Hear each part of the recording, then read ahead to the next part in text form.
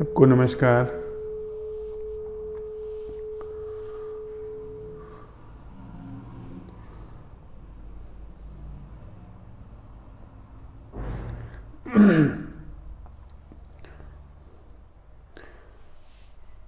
हम लोगों ने एक बार संवाद किया है इस विषय को लेकर के कि डर क्या है।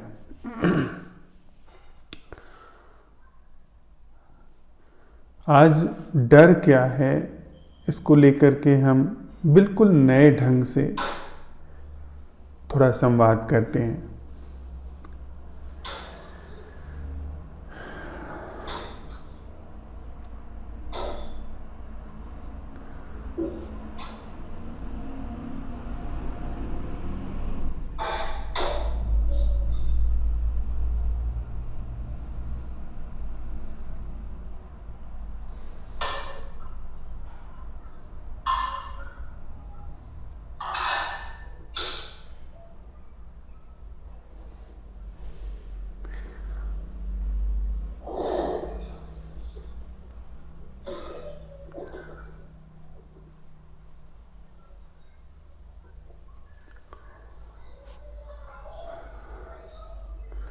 वैज्ञानिक ऐसा कहते हैं कि डर जीवन की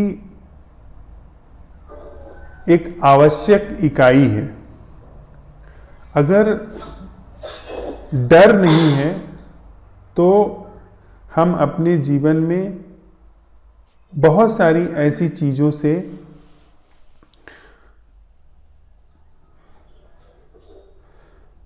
ठीक से सामना नहीं कर पाएंगे जैसे उनके साथ सामना किया जाना चाहिए। ऐसा कहा जाता है कि डर आदिम युग से हमारे जीवन का हिस्सा रहा है। वह जो गुफा मानव था, जो गुफा में रहते हुए जंगली जीव जंतुओं से, जो प्राकृतिक आपदाओं से या आकस्मिक बीमारियों से डरा सहमा रहता था, उसकी इस डर की प्रक्रिया हमारे अचेतन तल में समा गई है और हम सदा ही भयभीत रह रहे हैं। वैज्ञानिक ऐसा भी कहते हैं कि हमारे जीवन की हर क्रिया में डर है। हम अगर अपने घर में हैं, अपने घर में अपने सोफे पर बैठे हुए हैं तो भी डर है, क्योंकि ऐसा बहुत बार हुआ है जब लोग सोफे पे बैठे बैठे अपना शरीर छोड़ दिए हैं, उनकी मृत्यु हो गई है। बहुत सारे लोग चलते चलते मर जाते हैं।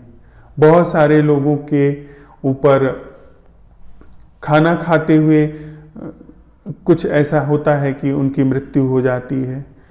तो अनगिनत तरीके का अब तक जो इंसान ने डर महसूस किया है वह सब हमारे हड्डियों में, रक्त में, मस्तिष्क की कोशिकाओं में समाया हुआ है और यह मान करके ही चला जाता है कि बिना डर के जीवन संभव ही नहीं है। हम बस इतना हम कर सकते हैं कि जो डर है उसका कैसे सम्यक रूप से सामना कर सकें, उसका कैसे हम प्रबंधन कर सकें, उतना ही हम कर सकते हैं। डर को आमूल रूप से खत्म करने की संभावना ही नहीं है हम इंसानों के जीवन में। डर मापने का एक यंत्र होता है जिसके माध्यम से वैज्ञानिकों ने यहां तक पता लगाया है कि जो लोग गहरी नींद में सोए हुए होते हैं वे भी डरे हुए होते हैं। गहरी नींद भी हमारी डर से मुक्त नहीं होती है। यह सब कुछ आप अगर गूगल करेंगे तो ये सब जानकारियां मिल जाएंगी। आज मैंने गूगल पे यह सब कुछ पढ़ा है। अब बात आती है कि डर हमारे जीवन पर कैसे प्रभाव डालता है। क्या वह उसका सकारात्मक प्रभाव है जो कि सिद्ध किया जाता है कि अगर आप डरेंगे नहीं तो आप खाई में चले जाएंगे। अगर आपके अंदर डर नहीं है तो आप सामने से ट्रक आ रहा होगा, उस ट्रक से भिड़ जाएंगे। बात यह सही है, लेकिन इसे आज हम जब संवाद करने चल रहे हैं तो इसे हम भय का नाम नहीं दे रहे हैं। यह एक हमारे शरीर की स्वाभाविक संरचना है जो शरीर के लिए सुरक्षा का काम करती है। सामने कोई खतरा आता है तो हम उस खतरे से अलग हो जाते हैं, वह एक स्वाभाविक प्रक्रिया है। लेकिन जिस डर की हम बात कर रहे हैं, जिस डर का आज हमने विषय चुना हुआ है, वह डर शारीरिक नहीं है, वह शरीर की सुरक्षा से जुड़ा हुआ डर नहीं है। कहीं न कहीं वह डर मानसिक संरचना से जुड़ा हुआ है। हमारी जो मन की संरचना है, हमारे जो मैं की संरचना है, उससे जुड़ा हुआ वह डर है, जिसकी हम लोग साथ साथ आज पड़ताल करेंगे। एक छोटी सी कहानी है या संस्मरण है जो मैंने कहीं पढ़ा सुना था। उसमें एक सेठ अपनी दुकान पर बैठे हुए हैं और उनका नौकर भागा हुआ आता है और वह कहता है कि हमारी फैक्ट्री में आग लग गई है। वह जो सेठ हैं वह बिल्कुल विह्वल हो जाते हैं और भागते हैं अपने उस फैक्ट्री की ओर। रास्ते में एक दूसरा उनका नौकर मिलता है और वह कहता है कि चिंता की कोई बात नहीं है, आग तो लगी है लेकिन वह आग दूसरे के घर में लगी है, हमारे घर में, हमारी फैक्ट्री में नहीं लगी है।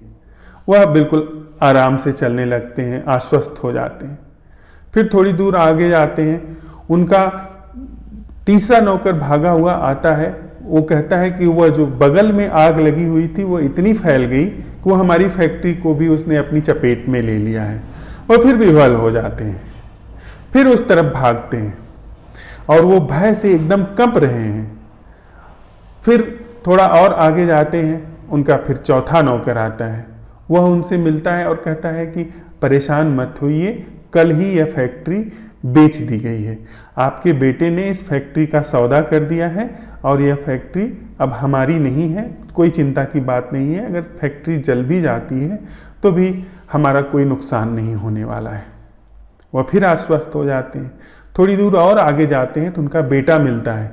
वह कहता है पिताजी सिर्फ बातचीत हुई थी, अभी सौदा नहीं तय हुआ था, अभी पैसे का लेन देन नहीं हुआ था। वह फिर विह्वल हो जाते हैं और जब वो फैक्ट्री पे पहुंचते हैं तो उनकी फैक्ट्री जल चुकी होती है। लेकिन इस यात्रा में इस जो उतार चढ़ाव आए, जो बार बार वो आश्वस्त हो जाते थे, बार बार भयभीत हो जाते थे, उनके यह ख्याल में बात आई कि मैं कौन हूं। वह जो आश्वस्त हो जाता था एक सूचना पे, या वह जो विह्वल हो जाता था एक सूचना पे, मेरा वास्तविक स्वरूप क्या है। वह जो उस फैक्ट्री का मालिक है वह मैं हूं, या जो फैक्ट्री का मालिक नहीं है वह मैं हूं, या इन सारी चीजों से मैं पार हूं। इन सारी चीज ये सारी चीजें मेरे ऊपर घट रही हैं लेकिन मेरा जीवन कुछ और है। कहते हैं कि वहीं से उन सेठ के जीवन में रूपांतरण हो जाता है। वे फिर अपने घर लौट करके नहीं जाते हैं और यह पता लगाने निकल पड़ते हैं कि वास्तविक जीवन क्या है जो बाहर की सूचनाओं से, बाहर की चीजों से नहीं बन बिगड़ रहा है। भय की संरचना में प्रवेश करने से पहले हमको थोड़ा इस बोध की छानबीन कर लेनी चाहिए, कर लेनी उचित होगी, जिस छानबीन के लिए हमारे पास जितने भी अभी तक के हमारे निज अनुभव हैं उनको हम एक तरफ सरका करके रख दे रहे हैं। जो कुछ हमने पढ़ा हुआ है, चाहे वो मनोविज्ञान की पुस्तकों से, चाहे धार्मिक आध्यात्मिक पुस्तकों से, उनको हम थोड़ी देर के लिए स्थगित कर दे रहे हैं। बाद में हम उनको जरूरत समझेंगे तो ले लेंगे, पर अभी इस अन्वेषण में उन सारी चीजों को एक तरफ सरका करके रख दे रहे हैं। वह जो संस्था, जो मैं, जिसको डर यह होता है, उसकी हम थोड़ा साथ साथ चलते हुए जांच पड़ताल करते हैं, बिना इस आग्रह के कि यह संस्था है या यह संस्था नहीं है, इसकी बस छानबीन करते हैं। डर में प्रवेश करने से पहले थोड़ा हम समय को समझ लें। समय की बड़ी भूमिका होती है इस पूरी संरचना, जिसे हम डर कहते हैं, और जो डर भयभीत होता है, जो डरता है, उसमें समय की बड़ी महीन भूमिका है। अगर इस समय को हमने समझ लिया तो किसी प्रमाण की जरूरत नहीं है, किसी को सुनने जाने की जरूरत नहीं है। हो सकता है यह डर की समूची संरचना का अतिक्रमण इसी संवाद में सदा सर्वदा के लिए हो जाए, यदि ठीक से सिर्फ हम इस समय की भूमिका को हम अपने अन्वेषण से, अपनी कमाई से पता लगा लें कि यह समय की भूमिका वास्तव में क्या है। एक समय हम जानते हैं जो घड़ी का समय है, घड़ी का समय, जिसमें जो घड़ी का ठीक अभी का समय है वह वर्तमान है, और उसके पीछे उसका पिछला समय है, और उसके आगे आने वाला समय है, जिस समय का उपयोग करके हम आप यह संवाद कर रहे हैं। आज 11 बजे का संवाद नियत था, हम सब लोग 11 बजे ठीक इसी समय पे साथ साथ बैठ गए, अलग अलग जगहों पर हैं, ठीक इसी समय पे साथ साथ बैठ करके संवाद में हम लोग प्रवेश कर रहे हैं। एक यह घड़ी का समय है जिसकी उपयोगिता है। घड़ी जब चलती है तो उसकी धुरी में एक कोई चीज है जो स्थिर है, उसी धुरी के पहले और उसी धुरी के बाद समय की पूरी संरचना गति करती है। यानी घड़ी का पहले है, मतलब इस भौतिक समय का एक पूर्व है, एक पश्चात है। यह एक वास्तविक समय है जिसमें प्रकृति की सारी चीजों को सुचारू रूप से कैसे चलाया जाए, कैसे उन चीजों को व्यवस्थित किया जाए, उसकी उपयोगिता है। अब साथ साथ जरा चलिए, साथ साथ हम लोग चले। अब एक समय है जो हमारे भीतर काम करता है। बाहर का जो समय है वह इस धरती पे सभी व्यक्तियों के लिए एक समय है।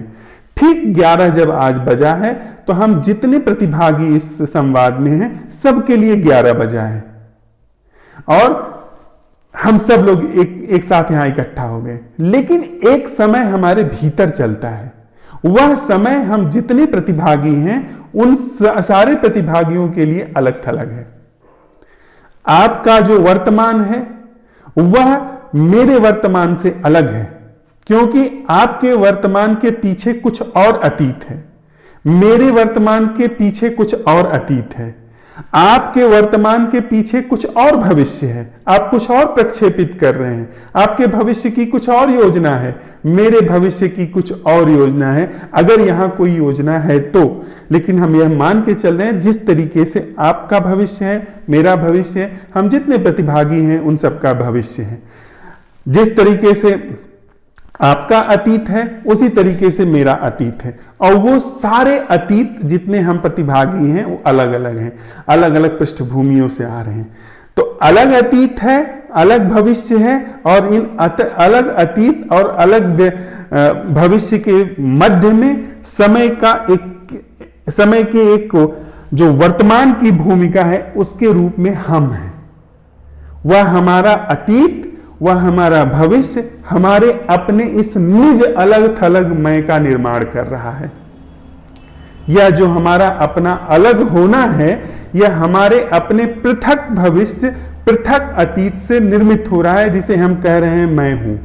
और यह जो समय है, यह जो समय की भूमिका है, आपका अतीत और मेरा अतीत, मेरा भविष्य और आपका भविष्य, यह कृत्रिम है, यह बनावटी। बाहर जो एक समय है वह वास्तविक समय है, जो घड़ी का समय है वह वास्तविक समय है, लेकिन जो यह हमारे भीतर का समय है, यह जो मैं के द्वारा बनाया गया समय है, या जिस समय के द्वारा यह मैं बन रहा है, यह मैं झूठ है, यह समय झूठ है। तो यदि इस बात का, इस तथ्य का हम साथ साथ परीक्षण कर रहे हैं, साथ साथ अवलोकन कर रहे हैं, तो हमारे पास डर के संबंध में ऐसी गहन अंतर्दृष्टि हो जाएगी जो डर को समूल रूप से जीवन से हटा देगी। हमारे जीवन में किसी भी तल का डर, किसी भी ढंग का डर वह स्थान नहीं पाएगा, जिसकी हम साथ साथ चलते हुए छानबीन कर रहे हैं। अब हम जरा देखें कि यह जो अतीत बन रहा है, जो यह भविष्य बन रहा है, इस अतीत और भविष्य की पृष्ठभूमि क्या है? यह अतीत और भविष्य कहां से पैदा हो रहा है?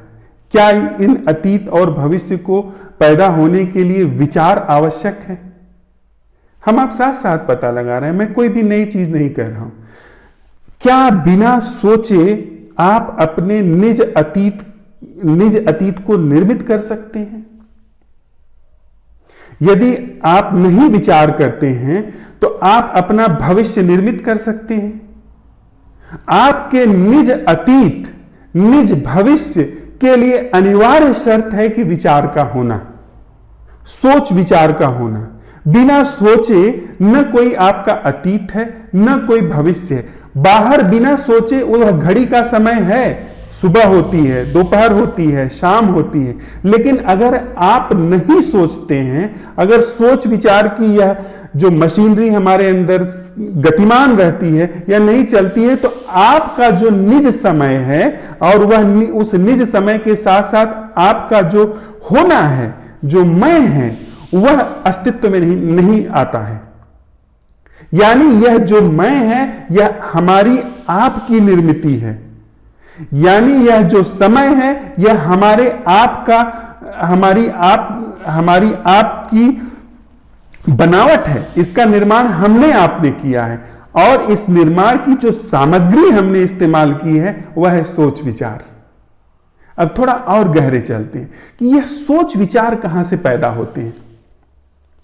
इस सोच विचार के पैदा होने की जगह कहां है?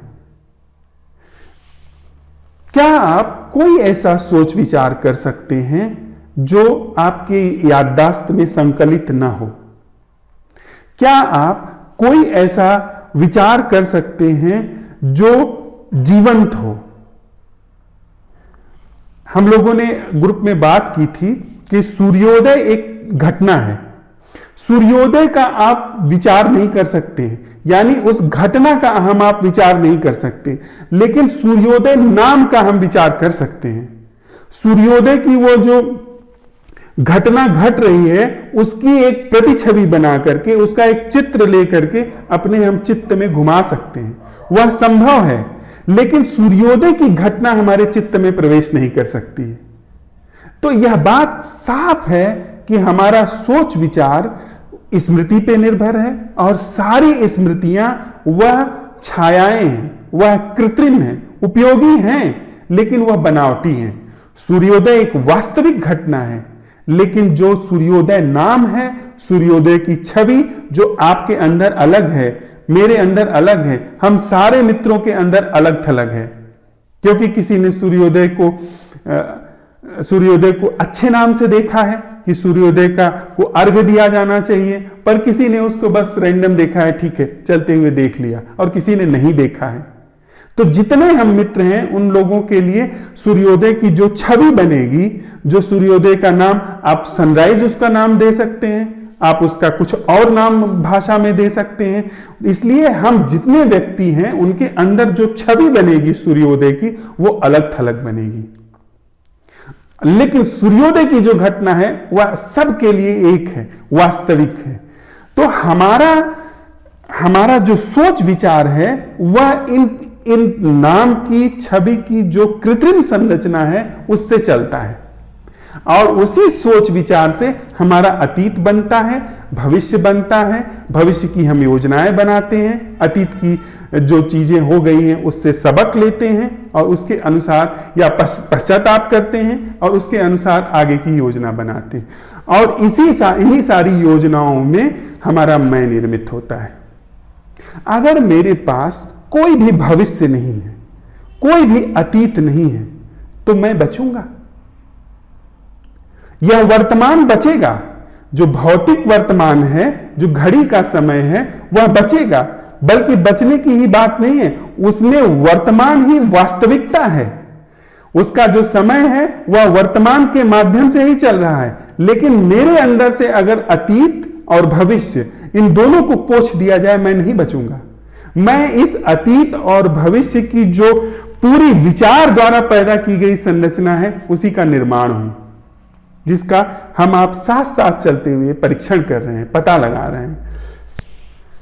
एक झेन कथा है। कथा क्या, बस छोटी सी उक्ति है, जिसमें जो झेन फकीर है वो कहता है कि हम सब लोग पशुओं को नहीं मारते हैं, पंछियों को नहीं मारते हैं, वह शुभ है। वह हिंसा हम नहीं करते हैं, वह अच्छी बात है। लेकिन हम समय को भी मारते हैं, हम समय की भी हत्या करते हैं। उस हिंसा का क्या? हम अपने होने से हिंसा करते हैं, उस हिंसा का क्या? यानी हमारा होना या जो हमारा कृत्रिम समय के रूप में निर्माण है, यह मैं, यह उस वास्तविक समय के लिए एक हिंसा का काम करता है। अगर वह हमारा यह जो कृत्रिम मैं है, यह जो कृत्रिम समय है, यह अगर नहीं होता तो उस वास्तविक समय में यहां कुछ और भी चीज प्रस्फुटित हो जाती, कुछ और भी चीज खिल करके यहां पर अस्तित्वमान होती, उसका अपना एक अस्तित्व होता। लेकिन उस जहां पर वह खिलावट होनी चाहिए, वहां पर यह कृत्रिम संस्था मैं, इसका समय, अतीत और भविष्य और उसी के मध्य यह तथाकथित वर्तमान, इसने उस जगह को ऑक्युपाई किया है, उस जीवन की संभावना को ऑक्युपाई करके एक हिंसा की है। तो अगर हम आप हिंसा को ठीक अर्थों में समझें तो मैं श्रेष्ठतम हिंसा है। मैं का जो यह बोध है, यह सबसे बड़ी हिंसा है। चाहे इस मैं को आप अच्छे से अच्छा बना दें तो भी हिंसा है, इस मैं का अगर जो बुरे से बुरा स्वरूप है वह तो हिंसा है ही। तो यदि हम इस चीज की छानबीन कर रहे हैं, जिसे हम डर कह रहे हैं, जिसे हम जीवन का अनिवार्य अंग मान रहे हैं, उसके पीछे यह जो डर को पैदा करने वाली, डर को बनाने वाली चीज है मैं, उसकी भी छानबीन होनी बहुत जरूरी है। और वह जो डर, वह जो मैं नाम की संस्था है, वह संस्था अनिवार्य रूप से हिंसा का स्वरूप है। हिंसा से सीधा इतना सा आशय है हमारा कि वह जो अस्तित्व की सहज खिलावट है, जो अस्तित्व का सहज प्रवाह है, उसमें वह एक चोट है, उसमें वह एक बाधा का काम करती है। और जब भी कोई चीज असहज है, वहां भय होगा।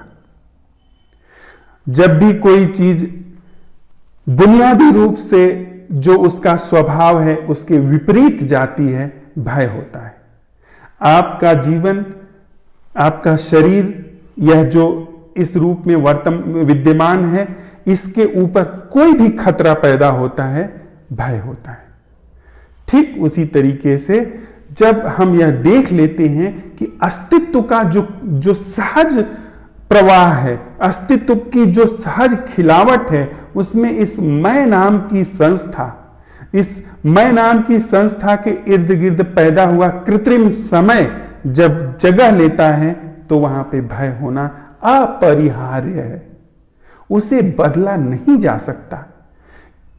जिसको हम साथ साथ चलते हुए देख रहे हैं कि जब भी कोई चीज असहज होगी, किसी चीज के सापेक्ष असहज होगी, वहां पे भय होना टाला ही नहीं जा सकता। तो भय कोई अलग चीज नहीं है, हमारा होना ही भय है। हम आप अब साथ साथ चलते हुए इस चीज का हमने अन्वेषण किया है कि हम भयभीत नहीं हैं, यह मैं भयभीत नहीं है, यह धर्मराज या हम जो इतने मित्र यहां पर इकट्ठा हुए हैं, ये अलग थलग भयभीत नहीं है कि जिनके ऊपर भय का वह भाव घटित हो रहा है।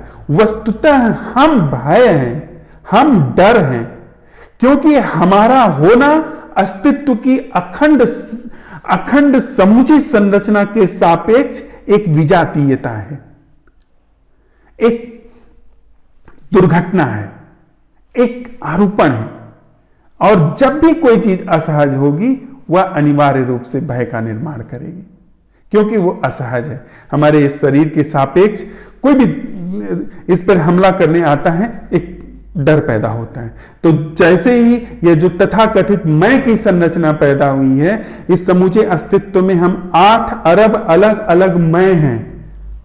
इस पूरे अस्तित्व में, इस समूचे यूनिवर्स में यह जो 8 अरब अलग अलग विजातीयता पैदा हुई हैं और इन विजातीयताओं का जो समुदाय पैदा हुआ है, वह इस विजातीयता के माध्यम से ही भय का निर्माण कर रहा है।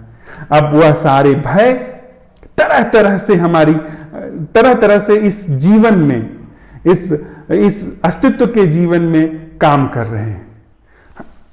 हमने इस अपने अलग थलग होने से युद्धों को पैदा किया है। वह युद्धों की जो पीड़ा है वह हमारे अंदर, हमारे अचेतन तलों पर बैठी हुई है। वह जो किसी राज्य पे हमला होने वाला है और वह राज्य यह समझ रहा है कि जो हमलावर सेना आ रही है वह सेना हमारे इस पूरे राज्य को तहस नहस कर देगी, हम सबको बिल्कुल मिस करके रख देगी, बुचर बिल्कुल निशंसता से काट के रख देगी। वह सारा भय हमारे प्राणों में समा गया है। यानी यहां पर जो मनुष्य के रूप में जीवन था उसके प्राणों में समा गया है और वह सारी चीज यहां पर संकलित है। उसी मैंने युद्धों को जन्म दिया, उसी मैंने साम्राज्यों को जन्म दिया, उसी मैंने सम्राटों को जन्म दिया और उसी मैंने उस सारी संस्था, उस सारी चीज से डरने वालों को जन्म दिया। तो पूरी हमारी इस मन की संरचना में भय विद्यमान है, जिसका हम लोग परीक्षण कर रहे हैं, जिसमें इस बिंदु पर आए हैं कि यह जो रूट काज है वह भय नहीं है, वह मैं है जिसके ऊपर यह भय आरोपित दिखता है। और साथ ही साथ इस बात का भी हमने अन्वेषण किया है कि मैं भय से अलग नहीं है, मैं ही भय है, क्योंकि मैं इस पूरी अस्तित्व की संरचना में एक आरोपण है। अब बात आती है कि मैं के रूप में यह जो विजातीयता अस्तित्व में विद्यमान है, या मैं के रूप में, भय के रूप में, मैं और भय अलग नहीं है, यह जो चीज विजातीय है अस्तित्व में, इसका समूची जड़ से इसका अंत कैसे हो। यानी अगर हम डर को खत्म करना चाहते हैं तो वे सारे सुझाव कभी काम नहीं देंगे जो मनोचिकित्सकों ने दिए हैं, जो तथाकथित रूप से धार्मिक लोगों ने दिए हैं। धार्मिक लोगों ने क्या उपाय दिया है? परमात्मा का ध्यान करो, पुण्य करो, दान दो। धार्मिक लोगों ने क्या कहा है? मनोरंजन करो, जिसे प्रायः धार्मिक कृत्य समझा जाता है वह कुछ और नहीं, सिर्फ मनोरंजन है। आप भजन कीर्तन करते हैं, बड़ा अच्छा लगता है, पर वह धार्मिक मनोरंजन है। वह धार्मिक मनोरंजन इस मैं का ध्वंस नहीं कर सकता है, जो उपाय धार्मिक नेताओं ने दिया है। तथाकथित आध्यात्मिक लोगों ने कहा ध्यान करो, श्वास साधो, जप करो, तप करो, योग करो, तंत्र करो, न जाने कितनी विधियां उन लोगों ने दी हैं इस तथाकथित रूप से इस भय से निजात पाने के लिए। कभी कदाचित ही किसी व्यक्ति ने यह सवाल उठाया कि भय उस मैं से अलग नहीं है जिसको भय हो रहा है। वह जो अलग होने का भाव है वही रूट काज है, वही जड़ है भय के विद्यमान होने की। दूसरी तरीके से राजनेताओं ने क्या कहा, सामाजिक नेताओं ने क्या कहा कि राष्ट्र को अपना हित समर्पित कर दो, समाज को अपना हित समर्पित कर दो, संस्थाओं को अपना हित समर्पित कर दो, उससे भय नहीं होगा। क्यों नहीं होगा? क्योंकि फिर तुम्हारे अपने जीवन का ख्याल राज्य रखेगा, वह राजनेता रखेंगे, वह राष्ट्र रखेगा जिसके तुम सदस्य हो, जिसके लिए अपना हित समर्पित करते हो। संगठित धर्मों ने इसी माध्यम से आपकी सुरक्षा का दायित्व लिया, आपके सुरक्षा का, आपके सही जीवन को कहीं भविष्य में दिखा के, कहीं जन्नत में दिखा के, स्वर्ग में दिखा के, मोक्ष में दिखा के, निर्वाण में दिखा करके यहां पे हमारा आपका शोषण किया। जो हमसे आपसे उन्होंने चाहा वह करवा लिया। अनगिनत तरीकों से, मनोरंजनों के माध्यम से इस डर को या तो दबाया गया, या तो इसको कस्टमाइज किया गया, कल्चर्ड किया गया, इसको काट छांट करके इसके साथ रहने के लिए जीवन को अनुकूल बनाया गया। हमने प्रबंधन किया कि कैसे इस भय के साथ रहा जाए, लेकिन यह सवाल कभी नहीं उठाया गया कि यह भय क्या है वास्तव में, इक्का दुक्का लोगों के अलावा। और कभी यह सवाल नहीं उठाया गया कि क्या ऐसा जीवन संभव है जो भय से सर्वथा मुक्त है, जिसमें भय का तिल भर भी प्रवेश हो ही नहीं सकता। अब अगर हम लोग यह देख रहे हैं कि बाहर की सारी संस्थाओं ने, धार्मिक, सामाजिक, राजनीतिक, उन्होंने न जाने कितने वायदे किए और उस वायदे के आधार पे हमारे पूरे जीवन का शोषण किया, लेकिन कभी भी हमारा जीवन भय से मुक्त नहीं हो सका है। यदि इस बात को स्पष्ट रूप से हम लोग देख रहे हैं तो फिर बात आती है कि यह जो भय है या यह जो मैं है, यह मैं और भय दो चीज नहीं है, इसका समूचे रूप से अंत कैसे हो। यदि हमारी सारी ऊर्जा जो भय के मैनेजमेंट में लगी हुई थी वह वहां से मुक्त हो गई है, तो फिर इस बात की हम पड़ताल कर सकते हैं कि इस भय का संपूर्णता से कैसे अंत हो, इस भय का सांगोपांग रूप से कैसे अंत हो।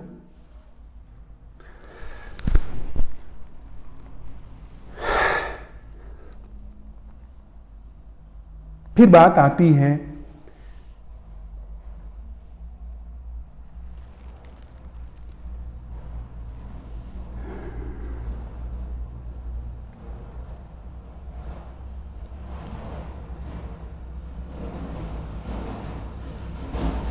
उस प्रश्न की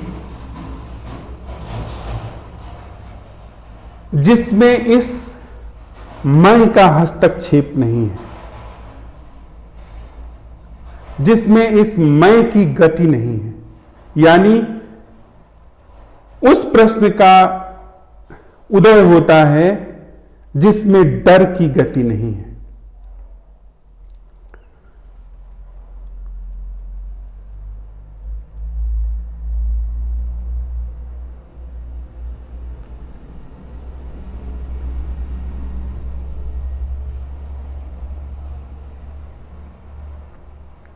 फिर प्रश्न पैदा होता है, वह जीवन क्या है जो समय से मुक्त है, यानी वह जीवन क्या है जिसमें मैं नहीं हूं। जीवन है पर मैं नहीं हूं। यह असंभव प्रश्न है जिसका मैं के पास कोई हल नहीं है। मैं अपने दायरे में इस प्रश्न का हल निकाल सकता है। मैं को आप लगा देंगे कि वह कैसे डर से मुक्त हो, वह बहुत कुशलता से वहां पर काम करता है। लेकिन जब उसके सामने यह सवाल आता है कि वह जीवन क्या है जो समय से मुक्त है, मैं की सारी गतिविधि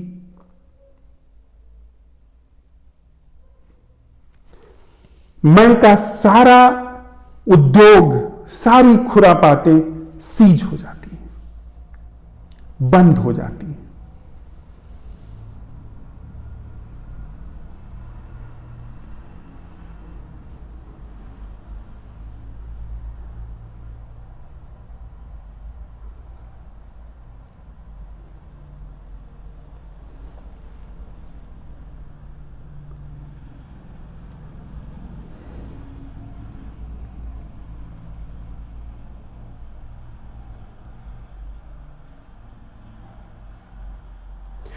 क्या आप यह सवाल मेरे साथ उठा रहे हैं अपने भीतर? क्या इस सवाल में हम आप साथ साथ हैं?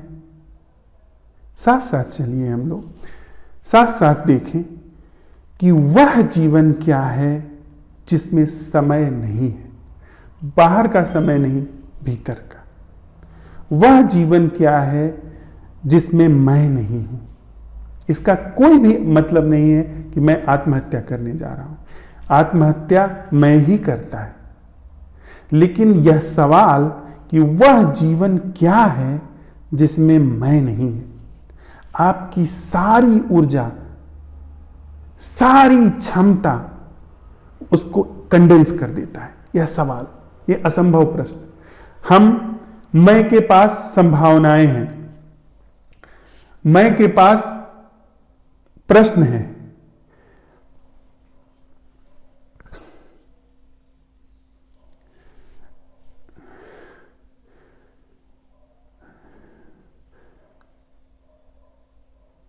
मैं जो है संभावनाओं में गति करता है, मन जो है संभावनाओं में गति करता है। लेकिन जब इसके सामने चुनौती आ जाती है कि वह जीवन क्या है जो समय में नहीं है, यह सीज हो जाता है।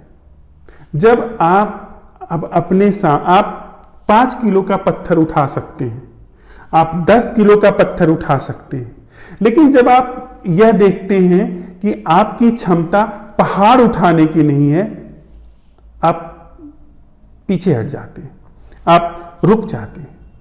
आप उठाने की पूरी जो आपके अंदर कोशिश चल रही होती है उससे अलग हो जाते हैं, वह सारी कोशिश वहीं छीन हो जाती है। लेकिन कहीं अगर यह सवाल उठाया जाए कि वह उठाना क्या है जो सारे आकाश को उठा लेता है हाथों में, आपकी सारी कोशिश बंद हो जाती है।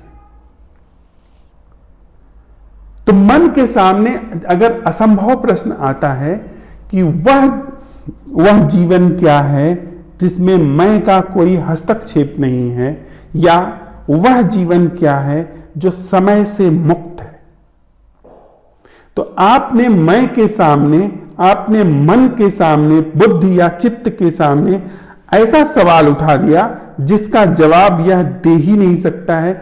यह स्तब्ध होकर के वहां खड़ा रह जाता है। और यह स्तब्ध होना विपස්සना से नहीं हो रहा है, यह स्तब्ध होना किसी ध्यान की विधि से नहीं हो रहा है, यह स्तब्ध होना तथ्य के यथाभूत दर्शन से हो रहा है। यह स्तब्ध होना किसी भी घटना को सम्यक रूप से देख लेने से हो रहा है। यह देख लेने से हो रहा है कि मैं झूठ है, समय झूठ है, जो भीतर चलने वाला समय है यह बनावटी समय है, और यह अनिवार्य रूप से दुखों का और डर के स्वरूप का निर्माण करता है।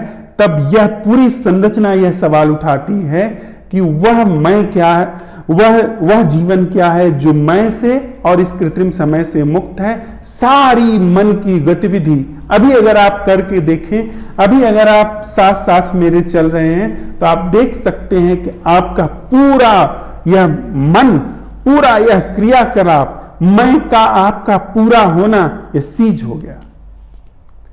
क्योंकि इसका उत्तर आप दे नहीं सकते हैं, इसका उत्तर किसी ग्रंथ में नहीं लिखा है, किसी भी पोथी को पढ़ करके आप इसका उत्तर नहीं निकाल सकते हैं।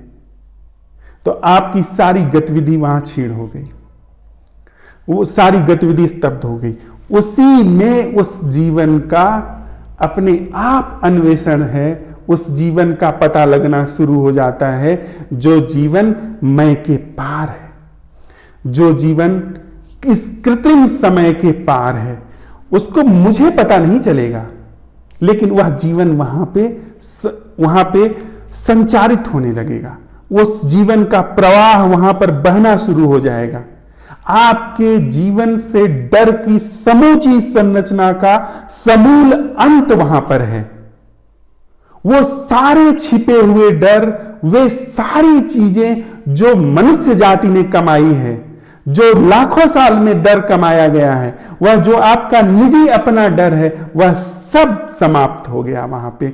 और वहां पे उस जीवन का पता लगना शुरू हो गया जो जीवन इस कृत्रिम समय को नहीं जानता, इस कृत्रिम संरचना मैं को नहीं जानता। अर्थात आप वहां पर कभी यह नहीं जान पाएंगे कि जीवन भय से मुक्त है, क्योंकि आप नहीं है। हां, भय मुक्त जीवन अपनी पूरी संभावना में, पूरी खिलावट में वहां पर मौजूद होगा। उसके लिए आपको किसी मनोचिकित्सक के पास जाने की जरूरत नहीं पड़ेगी। उसके लिए आपको किसी भी धार्मिक ग्रंथ को पढ़ने की जरूरत नहीं पड़ेगी। उसके लिए किसी भी गुरु के पास आपको जा करके अपना शोषण करवाने की जरूरत नहीं पड़ेगी। उसके लिए आपको किसी भी विधि को सालों साल रिपीट करने की जरूरत नहीं पड़ेगी और अंत में खाली हाथ।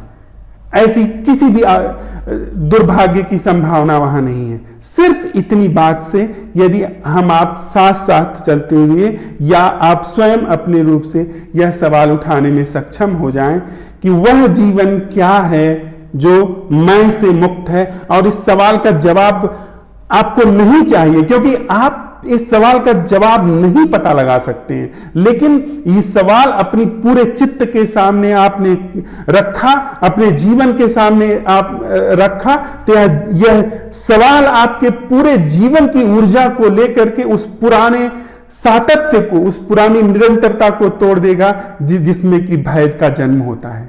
उस पूरी कृत्रिमता को तोड़ देगा जो कृत्रिम समय का निर्माण करती है, जो कृत्रिम रूप से मैं का निर्माण करती है। तो क्या हम आप साथ साथ चलते हुए इस संवाद में यह सवाल अपने अंदर उठा रहे हैं कि वह जीवन क्या है जो मैं से और समय से मुक्त है? इसका मतलब यह नहीं कि अब मैं अवलोकन करूंगा, अब मैं अपने को बार बार देखूंगा, मेरे अंदर जो भी चलता रहेगा वो देखूंगा, ऐसी कोई भी बात नहीं। आपने यह देख लिया कि यह डर और मैं दो चीज नहीं है। मैं ही मेरा डर हूं। मेरा और मेरे डर से जो विभाजन है वह झूठा है। वह उसमें डर के साथ मैं जो भी कुछ करूंगा वह उस डर को ही मजबूत बनाएगा। यह चीज देख ली तो फिर वहां पे डर के साथ कुछ करने जैसा नहीं बचा। फिर वहां पे सीधा एक्शन बचा जो कि मैं पर है, जो कि मैं की पूरी संरचना पर है, और वह है कि वह जीवन क्या है जो मैं से और इस कृत्रिम समय से मुक्त है। फिर यह समय आपके हमारे जीवन की सारी झूठी संरचना को पोंछ करके रख देता है और वहां पे वह जीवन पाया ही जाता है। तो इतनी सी बात मुझे इस संवाद के प्रारंभ में आप सबसे निवेदन करनी थी, और अब मैं चाहता हूं कि आप सब लोग इस पर संवाद करें कि जो बातें यहां पर समक्ष में रखी गई है इस पटल पर, वह बात कहां से आपके जीवन में लागू होती है, या यह बात आप क्रिटिकली भी इसका खंडन कर सकते हैं कि यह बात झूठ है, यह जो बात मेरे द्वारा कही गई है यह बात निराधार है, यह बात सच नहीं है। इसको भी आप निर्ममता से कह सकते हैं। यहां रखिए पटल पर। मैं किसी भी रूप में कोई धार्मिक नेता नहीं हूं, कोई आपका मार्गदर्शक नहीं हूं, कोई पथ प्रदर्शक नहीं हूं।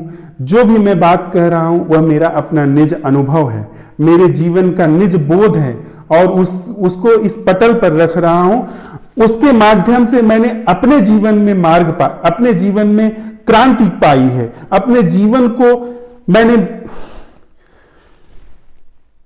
मेरा जीवन भय की इस पूरी संरचना से मुक्त हुआ है, और वह जो मुक्त हुआ है वह मेरा जीवन नहीं है। यह दोनों बातें एक दूसरे को पोषित करती हैं। एक सिर्फ कहने का एक ढंग है, और किसी दूसरे ढंग को मैं नहीं जानता हूं, इसलिए इसी माध्यम से कह पा रहा हूं। तो हम आप साथ साथ चलते हुए आपके जीवन में यह जो बात रखी गई है किस तरीके से लागू है या नहीं लागू है, इस पर संवाद करिए, खुल के संवाद करिए, सवाल उठाइए इस पर जितनी भी आलोचनात्मक ढंग से देख सकते हैं उतने ढंग से देख करके इसको चमकाइए। अगर यह बात सच है तो आपकी आलोचना से यह और भी प्रखर रूप से चमक करके सामने आएगी, और यह बात झूठ है तो आपके जीवन से असंगत हो जाएगी। तो अब हम आगे का संवाद आप लोगों के हाथ में रखते हैं।